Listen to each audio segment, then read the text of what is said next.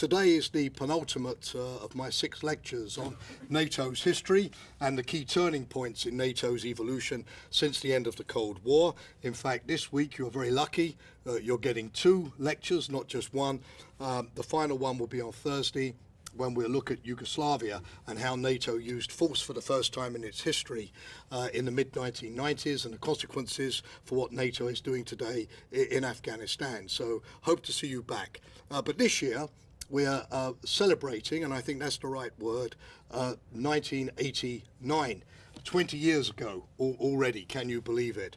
1989 was really the miracle year, the annus mirabilis in European history, when things that nobody would believe that they could possibly see in their lifetime actually happened. Ernest Bevin, the great British Foreign Secretary and one of the founding fathers of NATO back in the 50s, once said that his foreign policy was to go down to Victoria Station in London, buy a ticket and go anywhere that he chose. And of course, for my generation, growing up in the 60s and the 70s, Central and Eastern Europe was an impenetrable area. It was cut off by 1,400 kilometers of barbed wire, automatic machine gun firing positions, watch towers. Very difficult to get in, and even more difficult for people on the other side, of course, to get out. And at the time, everybody hoped and believed that ultimately this system would mellow, would change, more people-to-people contact would become possible. I spoke last time to you about the famous convergence theory, that the communists would become more capitalist, the capitalists would become more social democratic at least, and the two systems would converge in the middle. But even on the eve of the fall of the Berlin Wall in November 1989 and the Great Velvet Revolutions, even the opponents of communism in Eastern Europe were rather skeptical that much would really change. For example, I dug out this quotation from one of Poland's leading anti-communist intellectuals around the Solidarity movement in the 1980s, who is called Adam Michnik. And he once said that the best we can hope for, this is just a couple of months before the fall of the Berlin Wall, is, I quote, a hybrid society which is conceivable, one where the totalitarian organization of the state will coexist with the democratic institutions of society. In other words, a kind of communist democratic hybrid. And one of my favorite quotations is from Erich Honecker. You remember Erich Honecker, the leader of the DDR, East Germany, who woke up in January 1989 looking forward to this golden year, the 40th anniversary of the foundation of the state of workers and peasants, as East Germany was known as, saying that the wall will still be standing in 50 or 100 years if the reasons for its existence have not been removed. What a bad piece of prediction that turned out to be. So the first point that I want to emphasize is that 1989 took everybody, even the most ferociously anti-communist in the West, by surprise. This chain reaction of uprisings, of people power demonstrations on the streets of Leipzig or Dresden, the collapse of the old order, this chain reaction was such that when we looked at this on television and believed that nothing more dramatic could happen, for example, than the return of Alexander Dubček, the hero of 1968, to a platform together with Havel in Wenceslas Square, or the sight of the car people, all of the East Germans jumping in their little trabbies and driving through the open fence between the Czech Republic or Hungary and Austria when the Hungarians opened up the border in the spring of 1989, or the hundreds of thousands, in fact, of Germans who climbed over the wall of the German embassy in Prague, saying that they would not leave unless they could be taken in a sealed train directly from Prague across East Germany to the west. Just when you thought that it couldn't get any more dramatic, then we had, of course, the ultimate symbol, the fall of the Berlin Wall. But what I would like to emphasize at the outset is that although the fall of the Berlin Wall is what is very much in our memory 20 years on, of course it wasn't the only or even the most dramatic happening in 1989. As I cast my mind back in preparation for today over what had happened, certain things stand out. For example, 1 million Poles in a field outside Krakow listening to Pope John Paul II tell them, "Be not afraid." Stalin once quipped, "How many divisions does the Pope have?" implying that secular military power would always be more than a match for spiritual moral power. John Paul II proved him wrong. Moral conviction, eloquence, moral authority is able to ultimately defeat even the most encrusted authoritarian regime. Another memory which I have is of May the 8th, 1989, when 1 million Balts, if I can call them that. Today, of course, we call them Latvians, Lithuanians and Estonians, and they're all part of NATO. 1 million formed a human chain which extended 650 kilometers from Vilnius, the capital of Lithuania, through Riga in Latvia, all the way to Estonia. I remember too the swearing in of the first democratic Polish government in the summer of 1989. And also Gorbachev attending the ceremonies of the 40th anniversary of the foundation of the DDR in October 1989, and telling Honecker and the East German leadership that life punishes those who stay behind. And Honecker then giving a speech proclaiming that East Germany was in fact the 10th largest economy in the world and had outperformed many capitalist countries, and Gorbachev snorting with laughter and derision.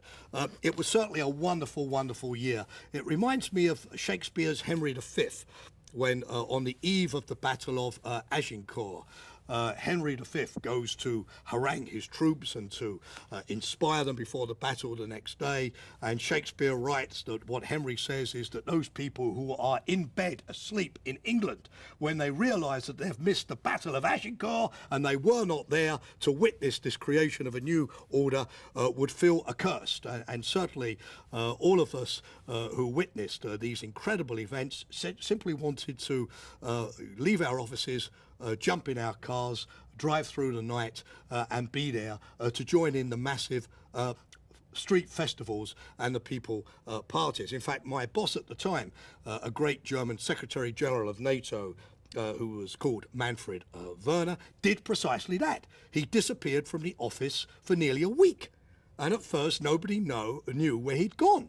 As soon as he watched on television on the night of the 9th of November and saw the gates of East Berlin being opened up and the crowds flooding through, he was so taken by excitement that he told his driver, to be there. He jumped in his car, drove through the night to Berlin. Everybody was trying to track him down until 2 days later, we saw him on German television.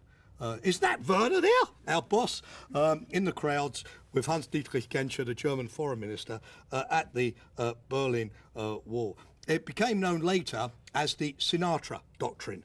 The spokesman of Gorbachev, who was called Gennady Gerasimov, a very colourful figure, said that ultimately everybody had gone his way, parodying the My Way theme of Sinatra. The Sinatra Doctrine, everybody was free to go their own way and to define their own future. It was like a domino theory in reverse, not the chain reaction towards more communist states, which Marx and Engels and Lenin had predicted, but the reverse, a situation where increasingly the dominoes were working towards the spreading of freedom and democracy, which seemed at the time to usher in a totally new world. Eric Hobsbawm, the Marxist British historian, wrote a book called The Short 20th Century. The 20th century had been shorter than other centuries because it had begun in 1914 with the outbreak of the First World War and had terminated, of course, early in November 1989 with the fall of the Berlin Wall. The problem, however, and of course we historians, we like problems, is that everybody knew what we had left behind with the fall of the wall, but nobody knew what we were heading towards. As Douglas Hurd, the British Foreign Secretary at the time, put it, this was a system, the Cold War, this was a system under which we had lived quite happily for 40 years. Or as Adam Michnik, again, my Polish Solidarity intellectual, put it, the worst thing about communism is what comes afterwards. While our populations were in jubilation in front of their television screens or on the streets of Berlin, governments were, it has to be said, seriously worried about the implications of this unforeseen, uncontrolled and uncontrollable collapse of the Warsaw Pact and the communist system. Tom Wolfe, the American author, at the time had a bestseller called The Bonfire of the Vanities, and a British MP that I knew at the time famously rephrased that as the bonfire of the certainties. All of the reference points with which we had lived for half a century and which had organised our diplomacy, our military strategy, our ideology, were like as many props that were suddenly pulled from us.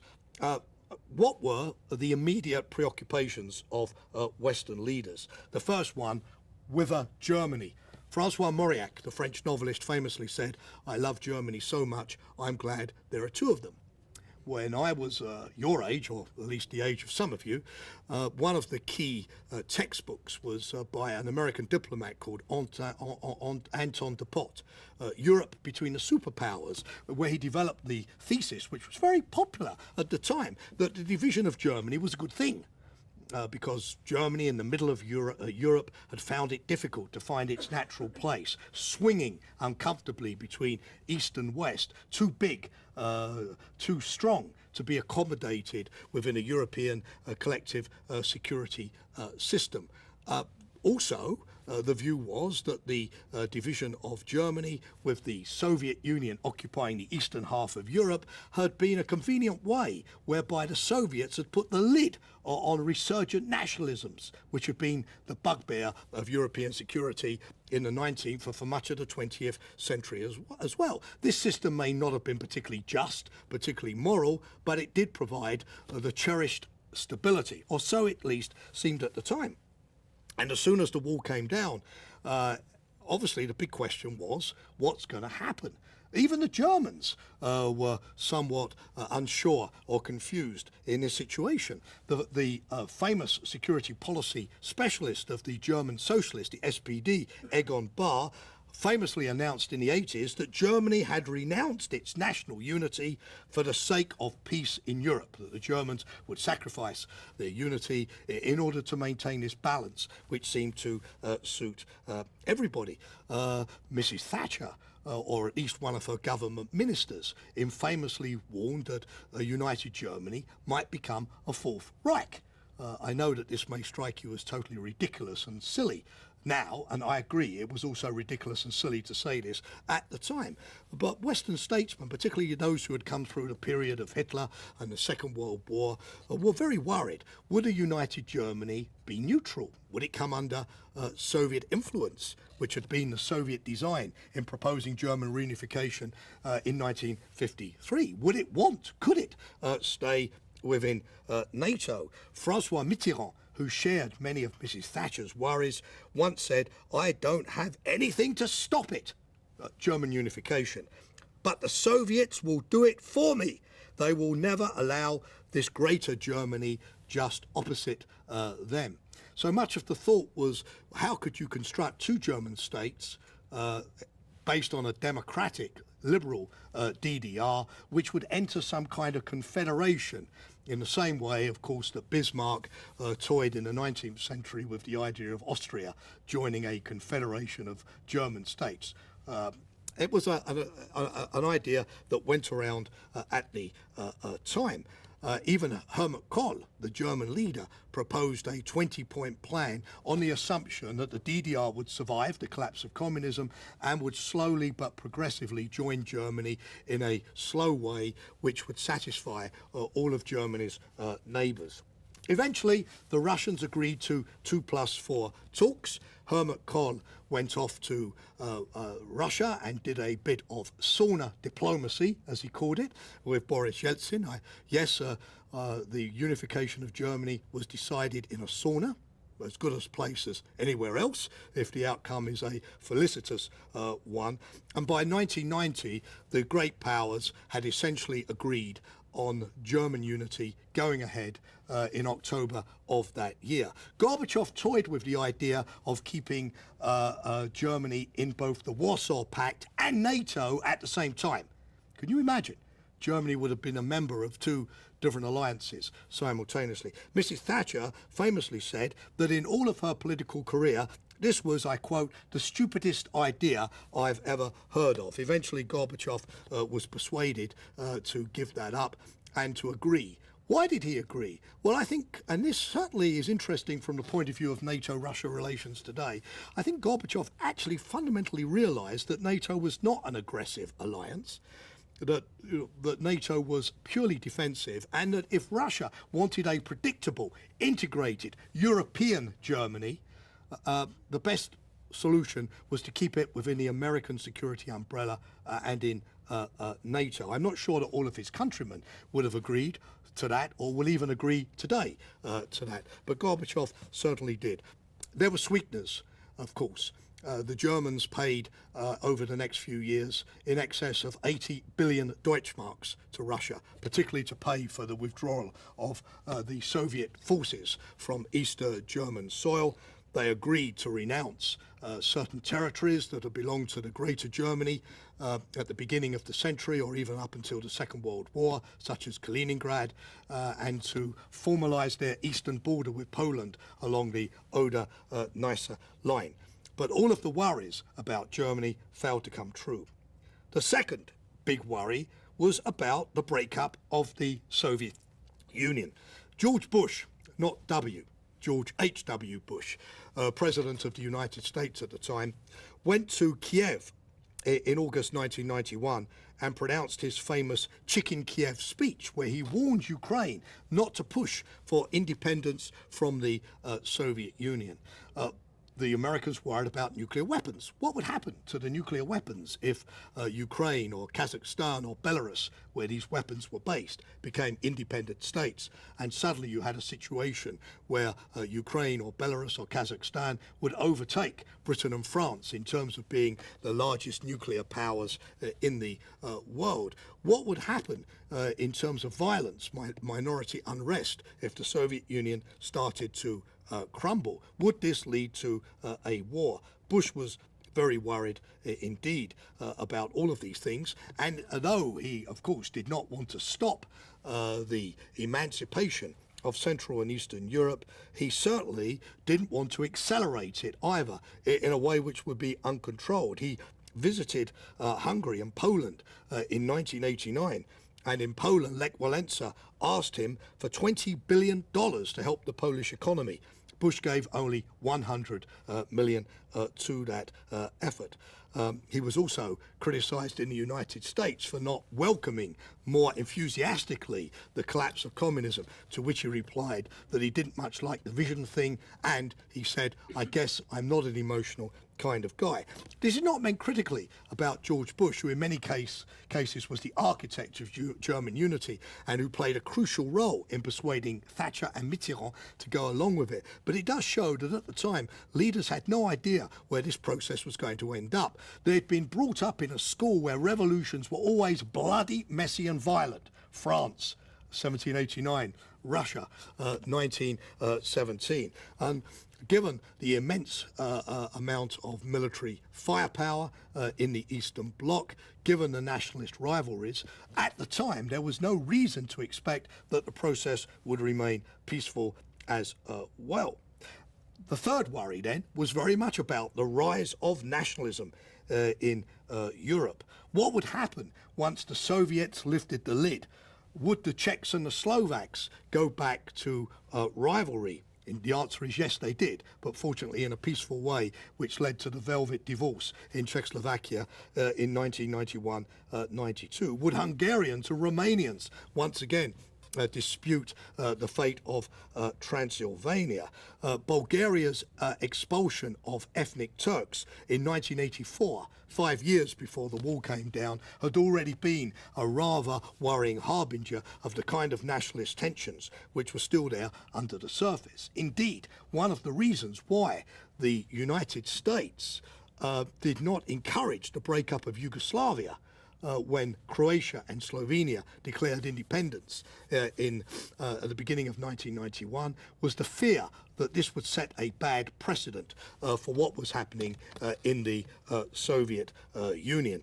The United States was worried that if nationalist unrest grew, Gorbachev and his whole reform effort, the whole arms control agenda with the United States, would be seriously undermined. Final big preoccupation of the Western powers, the future of the European Union.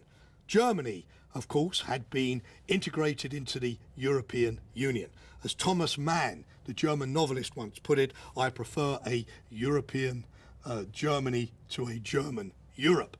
And for France, particularly given the history of Franco-German relations before the Second World War, an integrated Germany, which was also largely the paymaster general of the European Union, French agriculture in exchange for German heavy industry, was an essential ingredient of reassurance.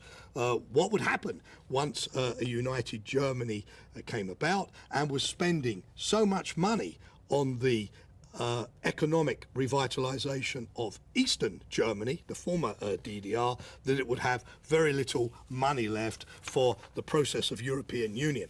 In fact, one of the reasons why Helmut Kohl committed himself to the euro and giving up the Deutschmark, no matter how unpopular this move was in Germany, where the D-Mark was almost a sacred symbol of post-war prosperity and success, was precisely to reassure the French that a united Germany would not slow down European integration. However, once the Germans had agreed to exchange the DDR mark for one German D-Mark, and once over the next few years they'd paid out in the region of 1.3 trillion euros to revitalise East Germany, making those kind of generous offers was considerably less likely. Those of us at NATO in 1989 also were worried, if I can be quite honest with you. As much as we were exhilarated by what was going on in Eastern Europe, and as much as we could claim that this was the vindication of NATO solidarity, our perseverance during the Cold War, our sticking to our principles, what about our jobs? Would we still be there? There were rumours of massive job cuts. Manfred Werner, once he'd come back from Berlin, faced the staff and announced that he was certain that NATO had a bright future, even though the Warsaw Pact, our adversary, was being wound up, and that we would find plenty of things to do. I tell you that at the time he was right, but nobody believed him. We were all rigorously scrutinising the situation's vacant columns in newspapers and updating our CVs to send out to prospective employers. We didn't believe that NATO would still be around. Now, of course, I like to joke that I've spent the second half of my NATO career earning the salary that I didn't earn in the first half of my NATO career. But again, the fact that NATO would still be in business 20 years later and busier and bigger and in more places in the world than ever, that would have, if somebody had told me that in 1989, I would have recommended that he seek psychiatric treatment. Well, what were the factors that caused the collapse of communism? Well, obviously, first and foremost, if you believe in the role of the individual in history, Gorbachev. As much as we might wish, as good Marxists, to explain the collapse of communism through socially determined factors, one cannot extrapolate the key role of Gorbachev himself. Andrei Gorbachev, one of his advisors, once said, and I love this quotation, that Gorbachev was a genetic error of the system. He came out of the system, but then destroyed it. When he first became Party General Secretary in March 1985, he famously said to Raisa Gorbachev, his wife, "We cannot go on living like this." Chernobyl, the nuclear accident in 1986, really did convince Gorbachev that the Soviet system was incompetent, it was rotten, it had to be reformed. He was getting plenty of evidence from the KGB that the Soviet economy in the 1980s had actually started to contract. More of this later. His great actual talent, though, was not what he did, but what he didn't do. Gorbachev was like a person peeling an onion skin. Every time a layer comes off, you realize there are more layers underneath. And so the process is endless. Once he started to reform, he discovered that the problems were much more fundamental than he'd expected. But instead of stopping the process, he went on. He let things happen. Was Gorbachev trying to return the Soviet Union to a free market capitalist system? No. His great hero was Felipe González, the Spanish socialist. He was very much attached to the Swedish model. He really believed that the fundamentals of socialism could be preserved in a more efficient order. He would have been horrified when he started in 1985 if he'd known that only 6 years later Boris Yeltsin would have put him out of a job and that the Soviet Union would be no more. But if Gorbachev's role is completely indispensable, there were other factors at play which historians like to look at. The cosmic factors first, those big sort of strategic shifts in the international paradigm. First one, new criteria of power. Those of us who sort of studied the period between the wars will realise that at the time there was a big debate on whether democracy had a future. Was it really the best system? Did Europeans prefer to actually live under democracies than authoritarian, totalitarian systems? For a long period in the 1930s, Nazi Germany, fascist Italy were genuinely popular systems. The Gestapo in 1939 in Germany was 20,000 to control a population of 78 million Germans. In the DDR, the Stasi was 650,000 to control a population of 16 million. That simple fact tells you a lot. What I'm therefore saying is that immediately after the Second World War, and particularly in a book like 1984 by George Orwell, there was a tremendous skepticism whether democracy was really the system of the future. Would it produce the goods more effectively than more authoritarian command economies? But what was clear by the 1980s was that democracy was overwhelmingly the most effective system for running human affairs. The number of democracies, notwithstanding the pessimism of George Orwell in 1947, the number of democracies quintupled during the latter half of the 20th century. Experts point to the rise of education, of technology, the fact that societies started to organise themselves more laterally than in terms of rigid authoritarian hierarchies. By the 1980s, Marxism had lost the intellectual battle.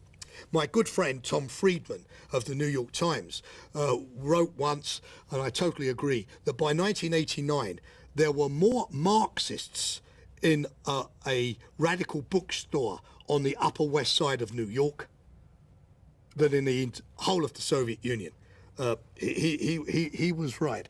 By the end of the 80s, there was virtually nothing coming out of the intellectual community in the communist bloc that showed any ability to reform the system. The great heroes, intellectual heroes in the communist bloc were not those who wanted to preserve the system, but those who wanted to destroy it.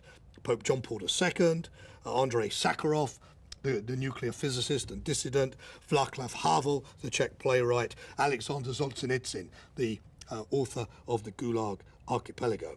Second factor, historians now look at the decline of brutality.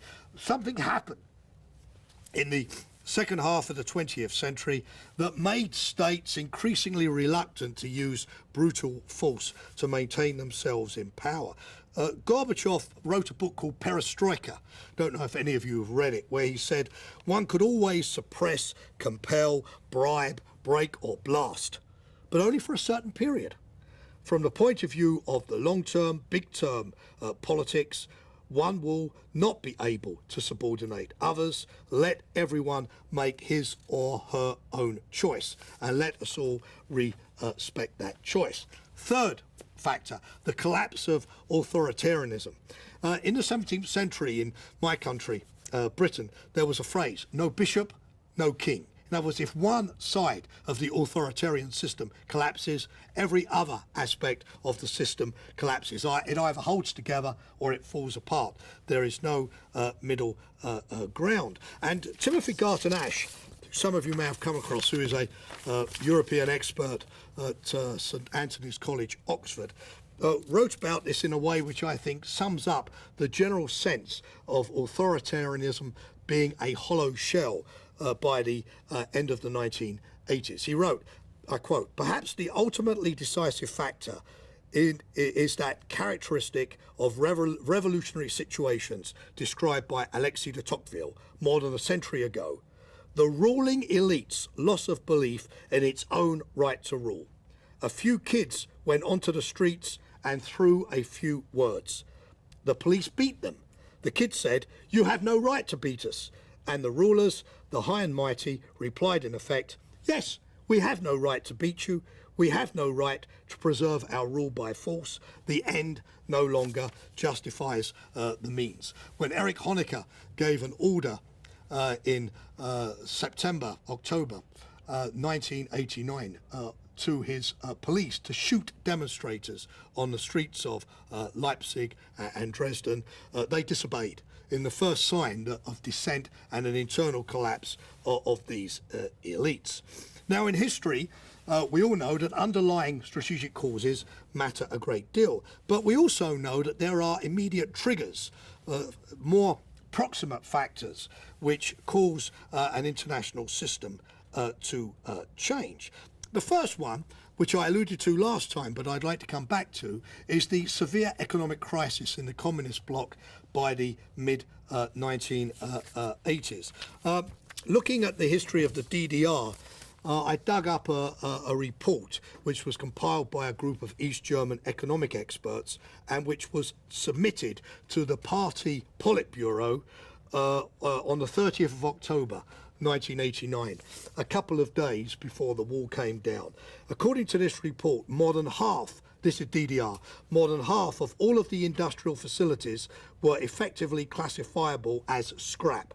53.8% of all machines were write-offs, only reparable at a cost that could not be justified. Half the transport infrastructure was in a state of decay. Productivity was 40% behind the West's. State indebtedness had risen from 12 billion marks in 1970 to 123 billion in 1988. And it was a similar situation elsewhere. In the spring of 1989, inflation hit 1,000% in Poland. In the Soviet Union, the oil price dropped in the 80s. Soviet debt went from $30.7 billion in 86 to 54 billion by 1989. In the Soviet Union, at the time of the collapse of communism, there was a population of some 256 million, all told. That country had only 300,000 entrepreneurs in such an enormous population. By the 1970s, the famous East German spy master, Marcus Wolf, who was the prototype for Carla in the Jean Le Carré Cold War novels, concluded that the DDR in particular just couldn't work. The problem of indebtedness meant that the communist systems had to go increasingly looking for Western loans in order to be able to survive. George Bush, he had a policy of not giving those loans. precisely because he felt that the money would be largely wasted. More and more money was being borrowed simply to cover debt, not to invest in economic reconstruction. Second factor was the emergence of people power in Eastern Europe. Ironically, in the 1980s, and you remember my last lecture, the communist bloc formed these peace movements to lobby against NATO's cruise and Pershing missiles. This turned out to be a very major mistake by the communists, because these movements became the genesis of people power movements, which in 1989 took to the streets. I think that the OSCE, as we call it these days, the CSCE, the Conference on Security and Cooperation in Europe, can take a lot of the credit for this because those ideas of the Helsinki Final Act about the right to assemble, the right to form trade unions, the right to listen to Western radio broadcasts, although the Soviets considered these rather cynically at the time, proved very powerful in mobilizing popular support. All kinds of popular movements grew up, like Neues Form in the DDR, Charter 77 in the Czech part of Czechoslovakia, Public Against Violence in Slovakia, Eko Glasnost in Bulgaria, proved effective. And once people had seen the images of these popular protest on television, even in the Eastern Bloc, there was a feeling, well, we can do that too. I'm not alone. Other people think like me. We are not powerless. Modern communications, even inside the Eastern Bloc, had a kind of a knock-on effect as one movement inspired others. The third is the East-West arms race. Eduard Shevardnadze, the Soviet foreign minister, at the time, later president of Georgia, calculated that by the 1980s, the Soviet Union was spending 50% of its expenditure on some form of defense. The Soviet economy was one-sixth the size of the United States, but was spending 3 times more than the Americans on armaments.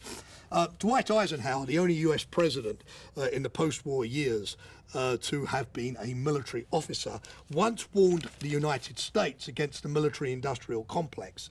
He said, the problem with defense spending is to figure out how far you should go without destroying within that what you are seeking to protect from without. Nice phrase, huh?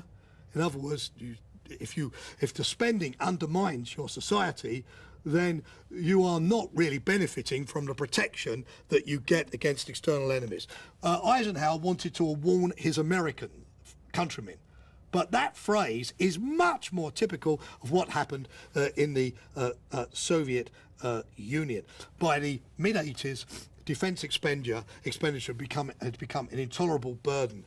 Arbatov, Gorbachev Arbatov, famous Soviet commentator, said, we were arming ourselves with no idea as to what were our real needs. Final issue, the Soviet defeat in Afghanistan.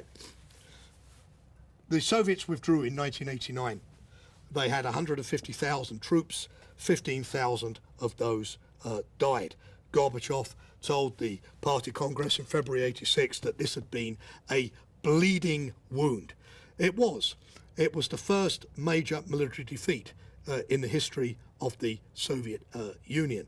The veterans, the Afghanisti, as they became known, became a powerful lobby within Soviet society, calling for military reform, pointing their finger at corruption and nepotism, which had undermined the Soviet military effort.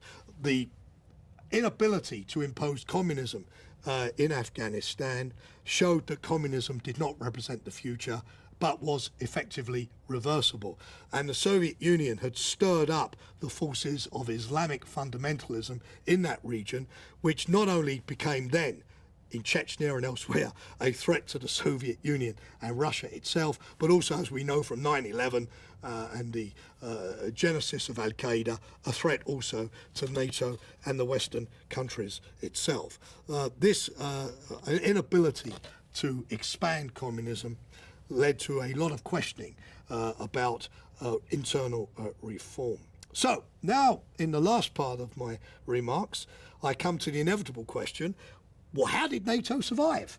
Why did we not get our pink slip of dismissal sometime around 1990? Why are we still here today? Now, some of you, if you want to be really nasty, could say it's bureaucratic sort of ineptitude or immobilism. The fact that Italy apparently had a ministry of the colonies still 20 years after giving up its last colony. There may be some truth in that, frankly. It's much easier to create an institution than it is to dismantle one. But I think there are some more sincere and fundamental reasons. Let me enumerate them very quickly. First of all, I think at a time of change, when everything is in turmoil around you, you hold on to what you've got. In England, we say, always hold on to nurse for fear of getting something worse. And that was very much the mood. Keep NATO. Maybe NATO won't survive forever, but at a time of change, you need an Ordnungsfaktor, as the Germans would call it. You need a frame of reference whereby Europe and the United States can work together to manage this change. If you sort of change Western Europe while you're changing Eastern Europe, then you will completely lose control of the situation. Number two, and this I think is a powerful thing, there was an assumption in 1989 that all of those great intellectuals who had pushed change in Eastern Europe would argue for a new European collective security system. Not only should the Warsaw Pact be dismantled, but NATO should be dismantled as well. Indeed, in Eastern Germany, there were a group of intellectuals around the writers Christa Wolf or Stefan Hein that launched a 4-hour land appeal and actually regretted that the Berlin Wall had come down too early, that the wall had fallen, precipitating German unification, before they had had time to create a democratic German socialist state in the East. But they were exceptions. Those early idealists were blown away very quickly. And a new generation of Eastern European leader came on the scene, Lech Walesa, Poland, Václav Havel in the Czech Republic, that generally believed that the solution was for their countries simply to join NATO. They wanted not for the West to go east, but they wanted to go west themselves. Havel famously called this the return to Europe. Havel came here very famously in 1990, I shall never forget, and gave probably the best speech that has ever been delivered to the North Atlantic Council, where he apologised. He apologised on behalf of his people for all of the lies that had been spread about NATO in Eastern Europe during the communist years. Edmund Burke once said about intellectuals that the best were only men of theory, rather unkind. But the ideas of Gorbachev for a common European home, the ideas of Mitterrand for a European confederation got nowhere, because Western Europe may have been interested, but Eastern Europe wasn't. As far as the Eastern Europeans concerned, NATO was the real thing. The rest was conversation. So any pressure from the East to dismantle NATO disappeared quickly. Even today, the biggest fans of NATO are often on the territory of our former adversaries. Finally, NATO was able to successfully reinvent itself, to change with the times before obsolescence risked to take over. At our ministerial meeting in Turnberry in December 1989, we extended the hand of friendship to the East. In July 1999, at NATO's summit in London, we produced the best declaration that we have ever produced, the only one which is really readable by our publics, where we offered a non-aggression pact to the East, where we pledged that we would not militarily exploit the vacuum in Central and Eastern Europe, where we invited Gorbachev to visit NATO headquarters. In 1991, we set up the North Atlantic Cooperation Council, which is today, of course, the Euro-Atlantic Partnership Cooperation Council, inviting these countries not necessarily to join NATO, but to come and talk with us about the future of European security. And in 1994, around a lunch table in Truman Hall, the residence of the US ambassador to NATO, we invented the Partnership for Peace, one of the best ideas in post-war history, which will allow all of these countries to be associated with NATO and to benefit from NATO's defence reform, whether they wanted to join or not. Douglas Hurd, him again, the former British Foreign Secretary, said that this was a comfortable waiting room while we worked out what to do with these countries of Central and Eastern Europe. I think, frankly, NATO was also helped by the fact that the European Union at that time was in the throes of currency union, going through the Maastricht Treaty, once again preoccupied with its own institutional reform. The common foreign and security policy of the European Union had not yet been born. The hour of Europe, which we'll talk about on Thursday, had not yet arrived in the former Yugoslavia. And so, to some degree, NATO took advantage of the fact that we were the outward-looking institution at a time when the European Union was still largely an inward-looking institution. Well, ladies and gentlemen, as I come to the end, did we manage the end of the Cold War well? Well, difficult question. Lately, a mood of revisionism inevitably has set in. Historians love to be revisionists. What seemed at the time to be so miraculous, of course, has left an aftertaste, particularly in Russia, which, of course, experienced the end of the Cold War rather differently to its satellite states in Central and Eastern Europe. Putin, a couple of years ago, said that the biggest tragedy of the 20th century was the collapse of the Soviet Union, when the vast majority of Europeans would say, on the contrary, it was the biggest success story. And that Ronald Reagan was right when he described that as the evil empire. We now know from research, particularly the famous Black Book on Communism, which came out a few years ago, that over 100 million people died at the hands of various communist regimes in the 20th century. And therefore, there was absolutely no reason whatever to feel any kind of nostalgia for a system that not only had failed to deliver its vision of an egalitarian society, but often had imposed a rather bloody toll on its own citizens. I'm not being a propagandist in saying that. I think it's objective truth.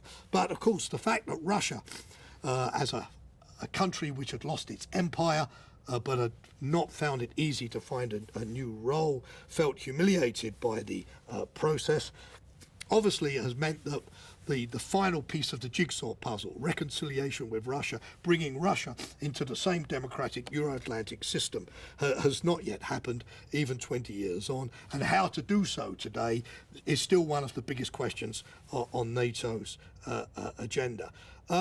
Of course, Russians experienced the end of the Cold War in a traumatic way. Their standard of living collapsed. The theory at the time was shock therapy. There was a lot of shock, but not very much therapy. An egalitarian society, at least on the surface, suddenly became very unequal. By 2004, as the result of privatization via the oligarchs, there were 36 Russian billionaires with a combined wealth of $110 billion. In other words, 25% of the entire Russian GDP. Not bad, huh? Even in the United States, with all of these rich bankers, you don't have a situation where 36 people own 25% of GDP. Was the transition too brutal? Should it have been slowed down? Is a legitimate question to ask. But I don't believe that the West, frankly, can be blamed for the fact that Russia still felt badly treated or humiliated. We recognize Russia rapidly as the successor state of the Soviet Union. The nuclear weapons that were in Ukraine, Kazakhstan, Belarus were given back to Russia with the support of the Western countries. NATO announced that it would not station forces, non-nuclear weapons, on the territory of its new member states or in Eastern Europe. Indeed, between 90 and 94, Germany gave Russia $71 billion in various forms of assistance and $36 billion to other countries in Central and Eastern Europe. There was absolutely no desire on behalf of the Western countries to humiliate Russia. In fact, Bush was very, very careful to avoid all kinds of triumphalist language along the lines of, we won the Cold War, we're the winners and you're the losers. But it's also true, of course, that countries which perceive themselves to be on the losing edge often invent all kinds of myths as to why that has happened. By the 1990s, the theme that was going around was that of Weimar Russia, modelled on the Weimar Republic. The myth of the Dolchstoss, that a empire which had been strong had been somehow stabbed in the back by Gorbachev and by other devious politicians, and that the Soviet Union had more or less given up the Cold War without getting what it should have got in return. In other words, should you be rewarded for doing the right thing? This is a key question, but that survives to this day. Finally, the legacy of 1989. Well, we all know that history is written by the victors.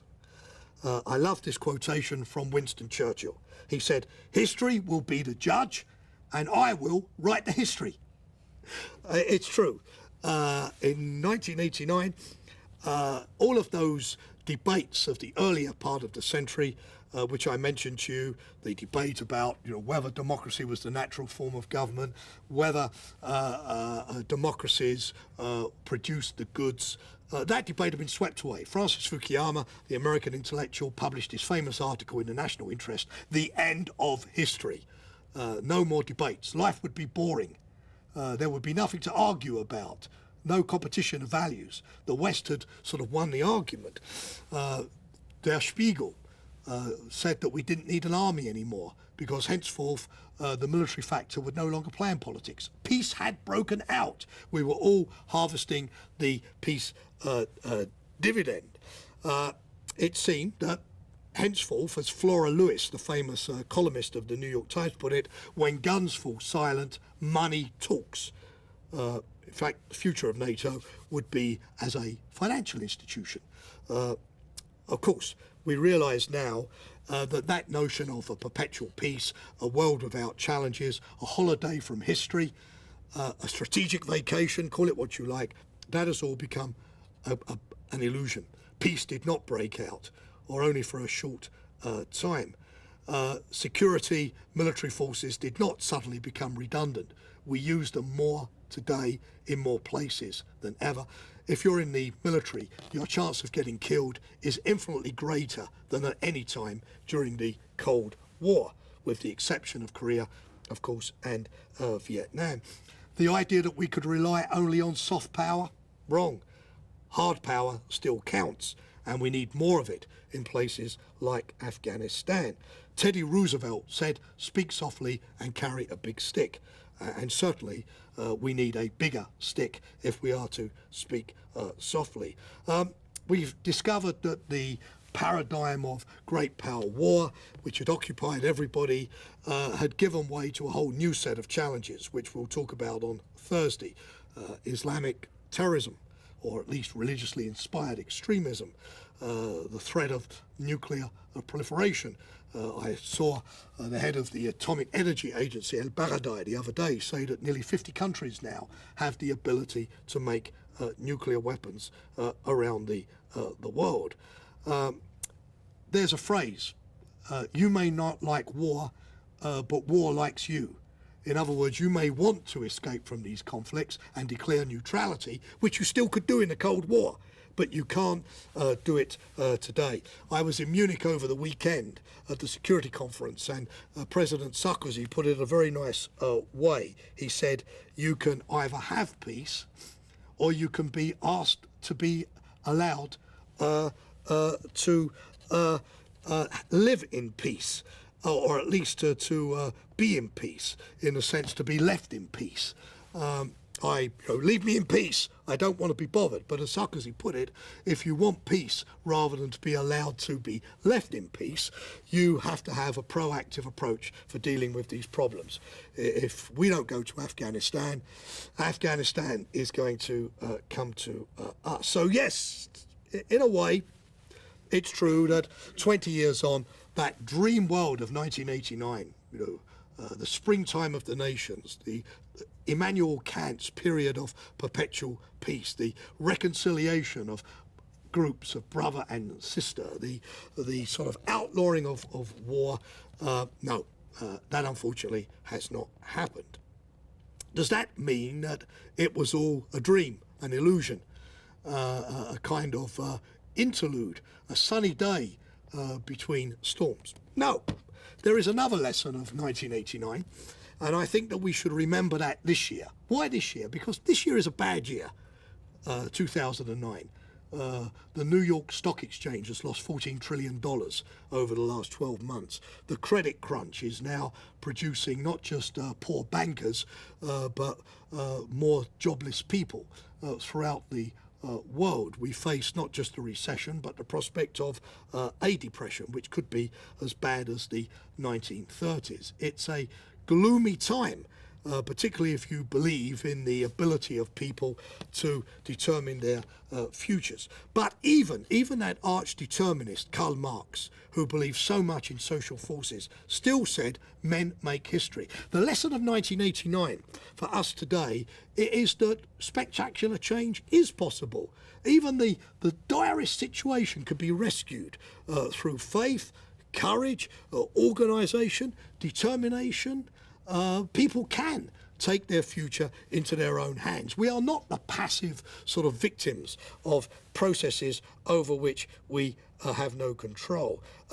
Europe does not have to be, as the Czech politician Thomas Masaryk once put it, a laboratory atop a vast graveyard. So in this doom and gloom, particularly on the financial front in 2009, let's just remember that, or at least try to regain some of the optimism and belief of 1989 to get ourselves out of the mess we're in. Thank you very much. I have a rather personal question to you, Mr. Shea. How did you live and witness this 9th of November 1989? Because this intrigues me, because I have the impression that that particular day was the same. You had the same impression, maybe, or can be compared to the 9/11 for let's say people of our generation. Yeah, I mean, you're absolutely right to point out to the 9/11, because in Europe, the great change was 11/9, as the Americans call it, putting the month before the day, which was a theme of liberation, of happiness, of freedom, of threats being reduced. And of course, for Americans, the transforming experience was 9/11, which was one of 3,000 casualties, terrorist attacks, a feeling of vulnerability, of suddenly safety unexpectedly disappearing.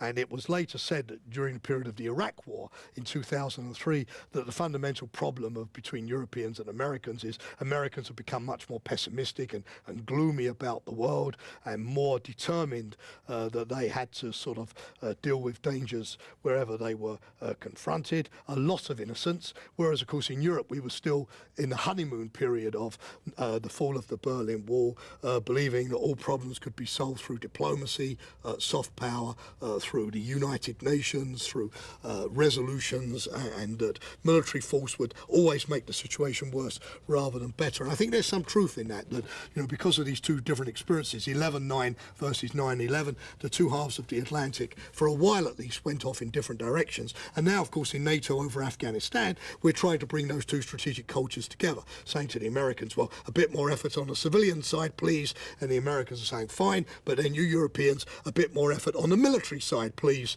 so that we are more or less doing the equal thing. For me, it was a surprise just how quickly the communist regimes collapsed. I will admit that. The communist, you remember the lectures, the communist regimes had always shown a willingness to impose force. Hungary, 56.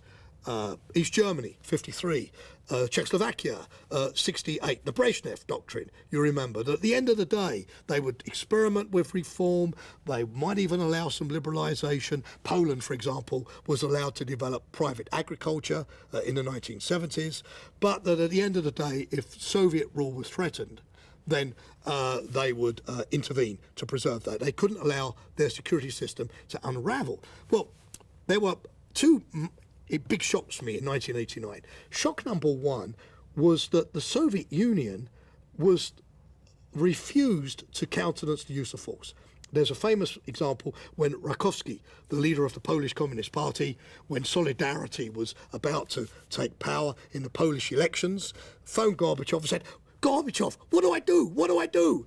Give me your advice." And Gorbachev, in a 40-minute conversation, told him, "Let it happen." In other words, the communist leaders of Eastern Europe had no autonomy. They had no autonomy outside Moscow. This was strange. They had not managed to build up any kind of national power base, which was not totally dependent. They had no idea what to do unless Moscow told them. That was the first surprise, that total degree of dependency. The second thing was that, have you ever seen the film The Wizard of Oz? Well, you remember the wizard is this very powerful dictatorial character. And at the end of the movie, Judy Garland, who is determined to see the wizard, goes behind the screen and suddenly sees that it's a pathetic old man with a projector. In other words, the wizard doesn't exist. It's just an illusion, or if he does exist, he's a shadow of the real thing. And that was the real discovery, that these structures, which on the surface looked incredibly powerful, secret police, military forces, ideology, very hard-headed people who'd been in the revolutionary struggle all their lives, but had in fact no power. They had the appearance of power, but there was nothing behind it, rather like the Wizard of Oz. They were sort of completely empty shell regimes. And at once there was a little push to challenge them, they collapsed. But it also, I think, is a humbling lesson in political science. We think we understand places, we think we understand regimes, we think we can make predictions, but at the end of the day, we always get it wrong. Everything takes us by surprise, and we know nothing. We pretend to know, but in reality, we don't. It's always the great sort of revenge of history upon anybody who tries to understand history. It's like a mountain that can never really be conquered.